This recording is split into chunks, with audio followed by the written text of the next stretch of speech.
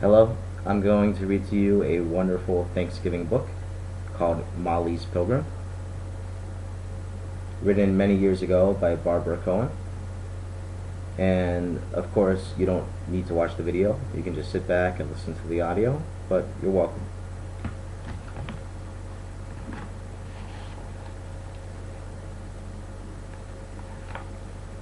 I didn't like the school in Winter Hill.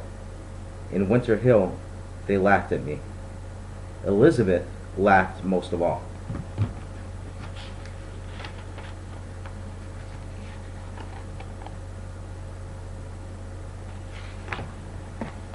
I never raised my hand to answer a question. But when Miss Stickley called on me, I had to say something. My English wasn't perfect yet, so Elizabeth always giggled at whatever I said.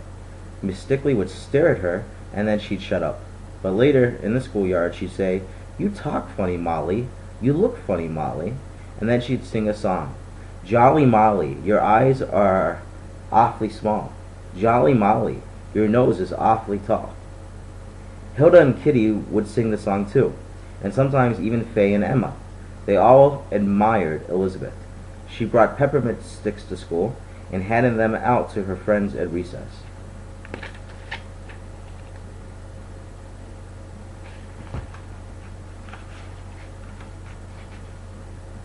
One day, Elizabeth and Hilda followed me halfway home, singing that terrible song.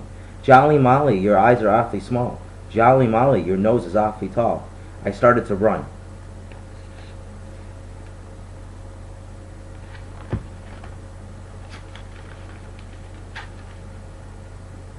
When I got to our apartment, I burst into tears. It was all right. I could cry in front of my mother. She put her arms around me. I leaned my head against her chest. She felt like a big, soft cushion. "Shinket, what's the matter?" she asked. My mother didn't speak much English. She talked to me in Yiddish. "Mama, let's go back to New York City," I said. "In this third grade, there aren't any other Jewish children. I don't talk like the other girls. They make fun of me. I hate going to school."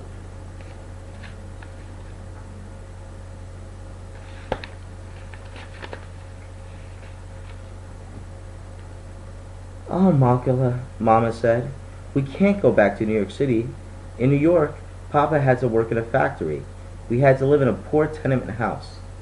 Here in Winter Hill, Papa has a good job in Mr. Brodsky's store downstairs, and Mr. Brodsky even lets us live in this nice apartment."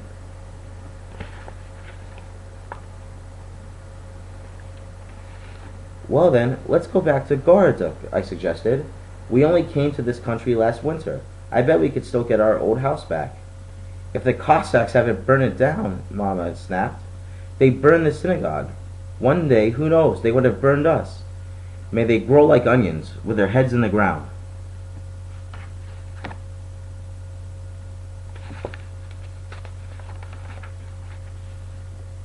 I had known all along we couldn't go back to Russia. In Goroduk, Jewish girls didn't get to go to school at all, Mama went on. They have to grow up ignorant, like donkeys.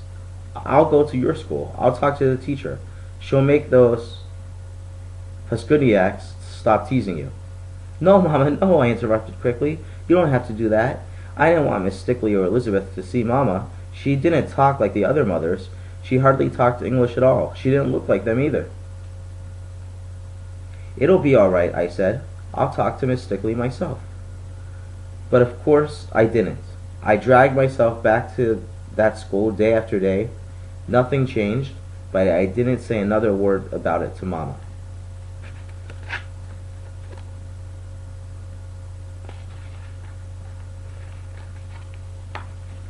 Then one day in November, during reading, Miss Stickley said, "Open your books to page 132.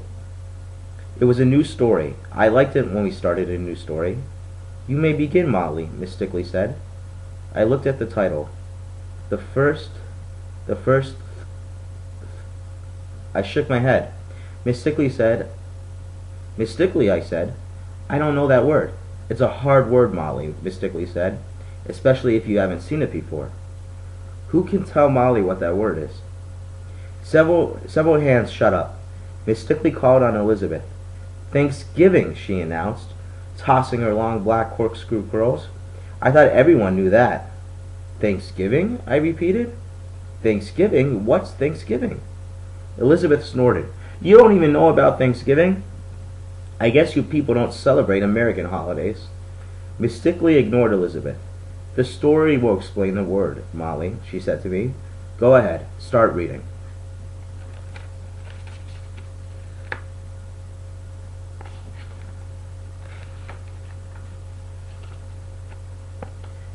I read 3 sentences. I didn't stumble over any more words. Then Miss Stickley told Arthur to read. We took turns. It was a good story. It was about the Pilgrims and how they started the holiday of Thanksgiving. I had never heard of Pilgrims before.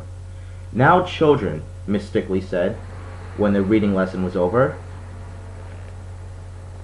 I'm tired of decorating the room with paper turkeys and paper pumpkins every Thanksgiving.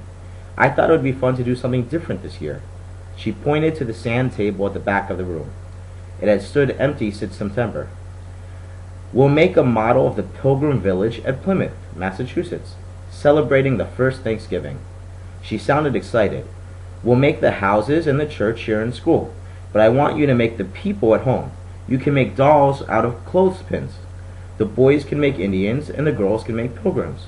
Her eyes moved from one face to another. If you sit in row 1, 2, or 3, make a woman. If you sit in row 4, 5, or 6, make a man. I sat in row 2. I had to make a pilgrim woman. Bring your dolls tomorrow, Miss Stickley said. Then I'll show you how to make houses out of cardboard.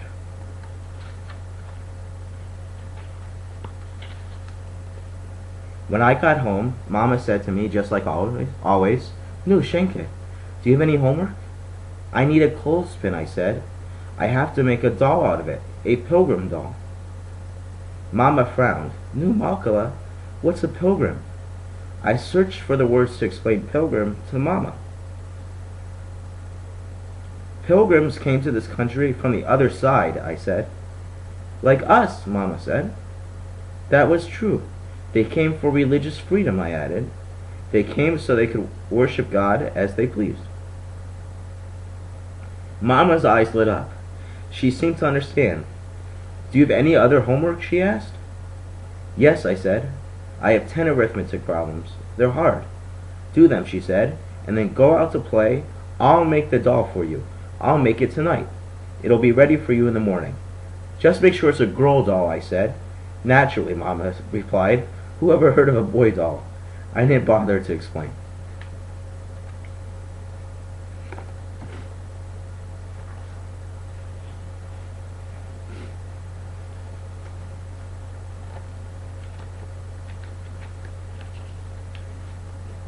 The next morning, when I sat down at the table for breakfast, the doll was at my place.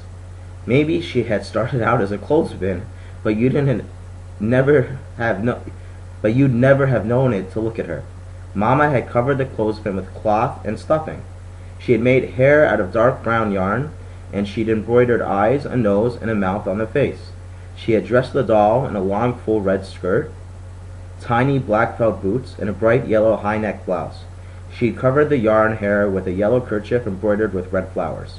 She's gorgeous, Mama, I managed to murmur. She's gorgeous, Mama, I managed to murmur. Mama smiled, satisfied. But Mama, I added slowly, she doesn't look like the pilgrim woman in the picture in my reading book. No, Mama said.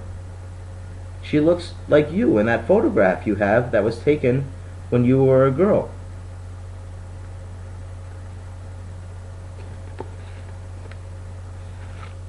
Mama's smile turned into a laugh. Of course, I did that on purpose. You did, Mama? Why? What's a pilgrim, Schenke? Mama asked.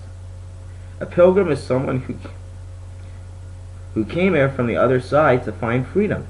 That's me, Molly. I'm a pilgrim. I was sure there was something wrong with what Mama was saying. She was not the kind of pilgrim Miss Stickley or the reading book had been talking about. But it was too late to make another doll now. All I could do was take the only one I had to school with me.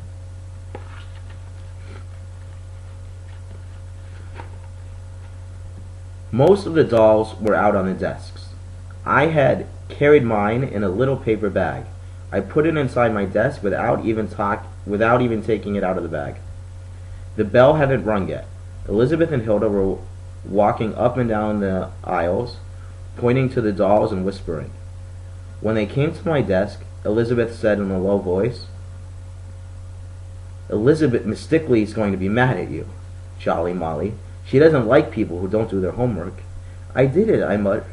"Well, then let's see it." I shook my head. "You didn't do it," Elizabeth taunted. "You didn't. You didn't." I opened the desk and took out the paper bag.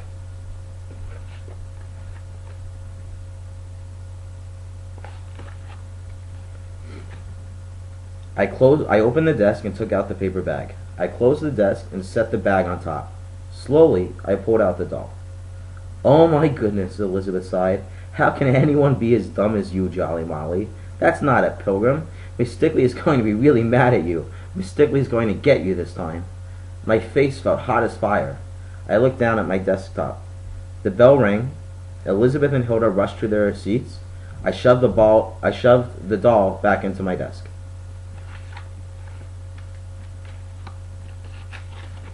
After morning exercises, Miss Stickley began to walk around the room, just as Elizabeth had. She looked at each one of the dolls. "Why, Michael, what a magnificent headdress! Where did you find so many feathers? Sally, she's lovely. Such an interesting face. Such beautiful gray silk.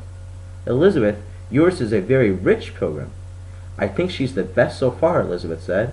"Well, she's very good," Miss Stickley allowed.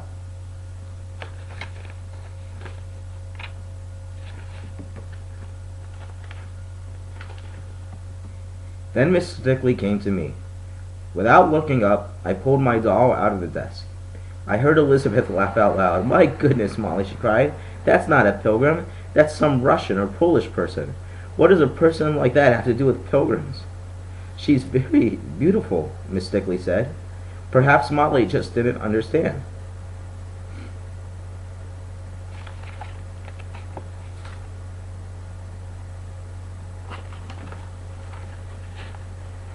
I looked up at Miss Stickley. "Mamma said—" I began. Elizabeth giggled again. Miss Stickley put her hand on my shoulder. "Tell me what your mamma said, Molly." "This doll is dressed like Mamma," I explained slowly. "Mamma came to America for religious freedom too. Mamma said she's a Pilgrim." Elizabeth hooted. She wasn't the only... Elizabeth hooted. She wasn't the only one.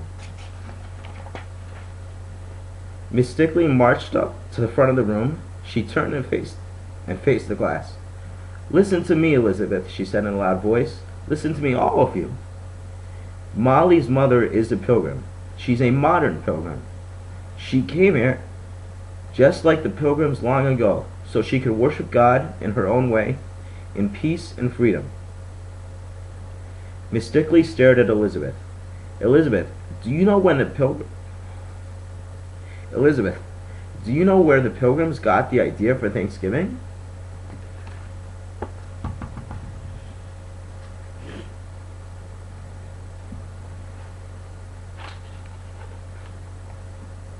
"They just thought it up, Miss Stickley," Elizabeth said. "No, Elizabeth," Miss Stickley replied. "They read in the Bible about the Jewish harvest holiday of tabernacles. I knew that holiday. We called it Sukkot." Miss Stickley was still talking. "The Pilgrims got the idea for Thanksgiving from Jews like Molly and her mama." She marched down the aisle to my desk again. "May I have your doll for a while, Molly?" "Sure," I said. I'm going to put this beautiful doll on my desk," Miss Stickley announced, "where everyone can see it all the time. It will remind us all that Pilgrims are still..."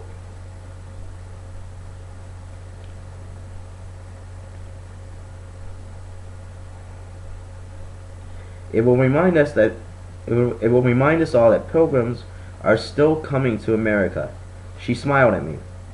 "I'd like to meet your mama, Molly. Please ask her to come see me one day after school."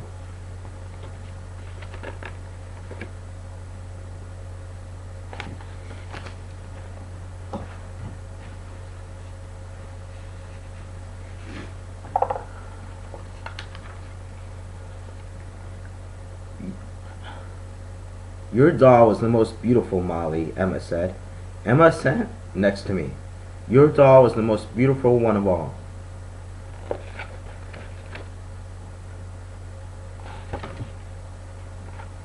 I nodded. Yes, I said, I know.